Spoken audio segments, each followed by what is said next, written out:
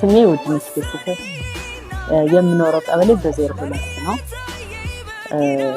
እኔ ስራ የጀመርኩት መጀመሪያ የተከራየሁበት ቤት እየተማርኩ ያለ ሃይ ስኩል ጨረስኩ 10ኛ ክፍል ማትሪክ ከወሰድኩ በኋላ ውጤት ማጥገቢያ ነበረ።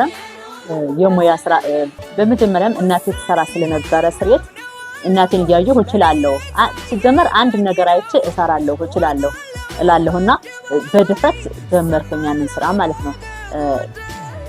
ስለዚህ ይሄንን መስራት አለብኝ ሙያዬን ባዳብረው ደህና ነገር ላይ ልደርስ እችላለሁ በሚል ስራዬን መስራት ጀመርኩ። ሹሩባ ቤት የተከራየሁበት ቤት ቁጭ ብዬ ነው የምሰራው። ስሬቴን ሰው እየወደደ መጣ። ከዛ ደንበኛ ማፈራሁኝ። ደንበኛ እየደወለ መምጣት ጀመረ ምናምን። ከዛ ደህና ሰው ወደኔ መምጣት ጀመረ። መስራት ውጤታማ መሆን ጀመርኩ። ከዛ ሰዎች ደግሞ የተከራየሁባቸው ባለቤቶቹ አይ እዚህ ፀጉር እየጎለለብን ነው እኛ ቤት ውስጥ የገባብን ስለሆነ እዚህ መስራት አትችይም ወይ ውጭልን ወይ አንድ ነገር ሲሉኝ እሺ ብዬ መንግስትን የመስሪያ ቦታ ጠየቅኩኝ። የመስሪያ ቦታ ስጠይቅ እነሱም እሺ ብሎ ሴቶችና ህፃናትን ለኔ በማገዝ እነሱም ጠየቁ። እቺ ልጅ መስራት ትፈልጋለች ስለዚህ መስሪያ ቦታ እንድትሰጣት ብለው እነሱም ተባበሩኝ። ስራና ስልጣናም ጋር ሆነው ከዛ መስሪያ ቦታ ኮንቲነር ተሰጠኝ በ2011 ዓ.ም ማለት ነው የተሰጠኝ ኮንቲነሩ። ከዛ ተቀብዬ ኮንቲነሩን ስራዬን ቀጠልኩኝ። የማስታወቂያ ስራዎችን ጀመርኩኝ። ወደ ስራ ገባሁኝ። ደንበኛ ፈራሁኝ። እየሰራሁኝ አንዳንድ ሰው እየሰራሁ በቃም እየጨመርኩ ኮስሜቲክስ አለ ሴቶች እንዳስፈላጊነታቸው እነሱ የሚጠይቁን ነገሮች ማሟላት ጀመርኩኝ። እቃ የፀጉር ቤት እቃ ፋክስ ፔስትራ ምን ሁሉም እቃዎች አሉኝ። ግን ቦታ እዛ እየሰራሁ ነበር። ይሄኛው ደግሞ ተፈላጊነት ሲያገኝ ወደ ኮስሜቲክስ አደላሁኝ እየሰራሁኝ የፀጉር ቤት እቃ መግዛት የጀመርኩት ከምሰራው ብር እየቆጠብኩ ማለት ነው። የዛን ሰዓት ብዙም እንደዚህ አልተጋነነም ወደ 30,000 ብር ማለት ነው የተገዛው። ከዛ እየሰራሁኝ መቀየር አመጣሁኝ። እቃው ቦታው አስጠበይ ደግሞ 30,000 ብር አጠራቅሜ ማለት ነው የሚገዛሁት። ከዛ እሱን እቃውን እዚህ ለመስራት ተጠበበኝ። ሌላም ሰው ጨምሬ እየሰራሁም ነበር። በርግጥ ለአንድ ሰው የስራ ፈጠራ እድል ፈጥሬ ነበር። እሷም እኔ ጋር እየሰራች ነበር። ከዛ ቤት ሲጠብ እነዚህን እቃዎች ደግሞ ጎን ለጎን ሲጨምር ማጠቢያው ምንም ሲጠብን እሱን እቃ ቤት አስቀመጥኩ ማለት ነው። ከዛ ወደ ኮስሜቲክስ እና ሹሩባ መስራትን መረጥኩኝ። ቀጠልኩኝ። ሹሩባዬን እየሰራሁኝ አንዳንድ ኮስሜቲክሶችን ዊጎችን እየጨመርኩ ሰው እንዳስፈላጊነቱ በዓል ሲሆንም የሚፈልጉትን ወቅቱን እያየሁኝ ማምጣት ጀመርኩ። ደንበኞችም አሉኝ። ደንበኞች አፍርቻለሁ። ላኩልኝ ደውዬ ብላቸው ይልኩልኛል። ከባህር ዳር ከመቀሌም ከአዲስ አበባ ብዙ ደንበኛ ማለት እነሱ እየላኩልኝ እነሱ የተባበሩኝ ስራዬን መቀጠል ቻልኩ ማለት ነው።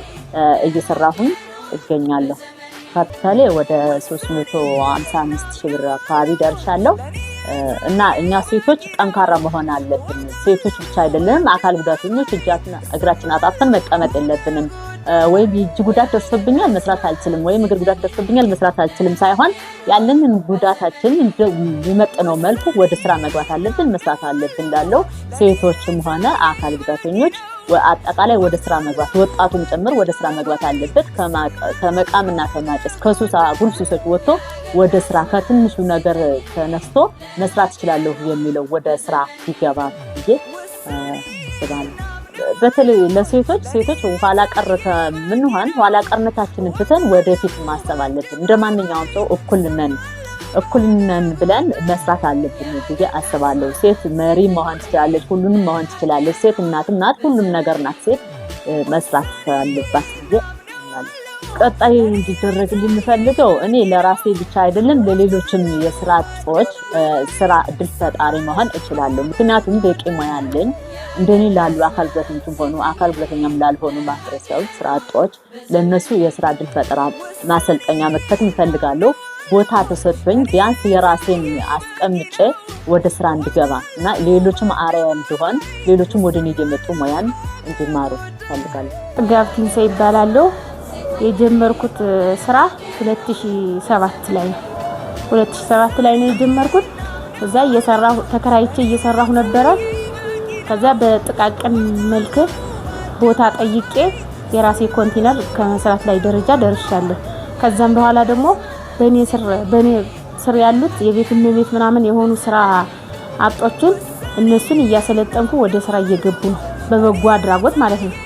አሁን ለምሳሌ አሉ በሽፍት ስለምንሰራ ነው ተማሪዎች አሉ። አሁን ምሳሌ በልምዶ ነው ስራ አጦችን አሁንም ቢሆን በጥቃቅን መልክም በሴቶች ጉዳይም ቢሆን በህፃናት ማለት ነው ስራ አጥ ወጣት ካለ ፈቃደኛ ነኝ ማስፋፊያ ጠይቄ ለወደፊት ለማሰልጠን በጣም ፍላጎት አለ። በበጎ አድራጎት አድርጌ ማሰልጠን እፈልጋለሁ። ሙሉ ቃለኝ አሁን ሴት በቃ ራሷን ችላ ወደ ስራ መሰማራት አለበት። ራሳችን እየደበቅን ስንት አይነት ሴቶች አሉ የሚሰሩ ማለት ነው ለስራ ብቁ የሆኑ ግን ወደ ኋላ በቃ ከቤት ምን ይዤ ልውጣ ምንስ ልሰራ እንደዚህ አይነት ሴቶችን አውጥተን ማበረታታት። እኔ አሁን አንዷ ለምሳሌ ብርቱካን ነው የምትባለው የቤት እመቤት ነበረች ወጣት ነው እና ነይብዬ ወደኔ መጣ። አሁን የራሷ ጸጉር ቤት ከፍተዋል። 5 አሉ ተማሪዎች ያሰለጠንኳቸው ማለት ነው በራሳቸው አሁን ችለው አሁንም ደግሞ ተማሪዎች አሉ በግማሽ ሰዓት ራሱ ተማሪዎች ሌላ ቦታ ከሚውሉ በስራ ማለት ነው እያሰለጠንኩ እየሰሩ ነው ያሉት። በራሴ ነው ሁሉም ነገር መንቀሳቀሰው እቃ ከራሴ ከመቀሌ አዝጄ ነው ማመጣ ይበልጥ አሁን ደህና ነው እና ሰራተኛ ብዛትም አለ። በራሴ ነው መንቀሳቀሰው ካፒታሌ አሁን ደህና ነው። አሁን ሴቶችና ህፃናት ማለት ነው ስልጠና ወስጄ 20 ሺህ ብር ድጋፍ አድርገዋል። አበል 3 ሺህ ብር 20 ሺህ ብር ፈንድ ብር ሰጥተውኛል። በሱ ጊዜ በጣም ራቆት ነበርና በግርግሩ እዛ በስደቱ ምክንያት እቃያም ተዘርፎ ነበር። በሱ ድጋፍ በማረጋቸው አሁን በሱ ተነስቼ አሁን ወደ 300 ምናምን ሺህ ብር አለ። በራሴ ነው መንቀሳቀሰው በእነሱ ምክንያት ማለት ነው። ሴቶችና ህፃናት የደገፈኝ ነገር አለ በቀበሌ በኩል አርጋው የደገፉት አሁን በቃ በራሴ በካፒታል ነው መንቀሳቀሰው እስከ 300 ሺህ ብር በራሴ እቃ አንቀሳቅሳለሁ። ለሴቶች ያወተን በደንብ እንዲያውም ሴት ልጅ ለመስራት በጣም ጎበዝ ናት። ገንዘብ አያያዝ ላይ ሴቶች ብልሆች ናቸው እና ወጥተው እንዲሰሩ ማበረታታት። እኔ አሁን የቤት እመቤት ህቤት ያሉ ሴቶችን በጥቃቅን መልክ ባገኛቸው በልማት ቡድን ምናምን እያገኘሁ እያበረታታሁ አሰራቸዋለሁ። አሁንም እያሰራሁ ነው አሰራቸዋለሁ። ሴቶች እንዲያውም በጣም የሥራ እድላቸው ሰፊ ነው እና ድጋፍ ሲደረግ ዝም ብሎ ይሄ አሸርና የሆነ ልብስ ምናምን ገዝቶ ሳይሆን ወደ ስራ እንዲሰማሩ ማድረግ። ሴቶችና ህፃናት ቀበሌን ጨምሮ አመሰግናለሁ። ለምን ብዙ ድጋፍ አድርገውልኛል። የቢዝነስ ብሩን ብቻ ሳይሆን የቢዝነስ ስልጠናም ጭምር ስለሰጡኝ በጣም በሱ ደግሞ የወሰድኩት ትምህርት በጣም ጠቃሚ ነው። አሁን እኔ መንግስትን አመሰግናቸዋለሁ። የሴቶችና ህፃናት አሁን የምፈልገው እኔ ስራ አጥ ወጣቶች ወደዚህ ወደኔ መጥተው እንዲሰለጥኑም ፍቃደኛ ነኝ። እዛ ቀጥሎም ደግሞ ቦታ ማስፋፊያ ተሰጥቶኝ ማሰልጠኛ ማድረግ እፈልጋለሁ።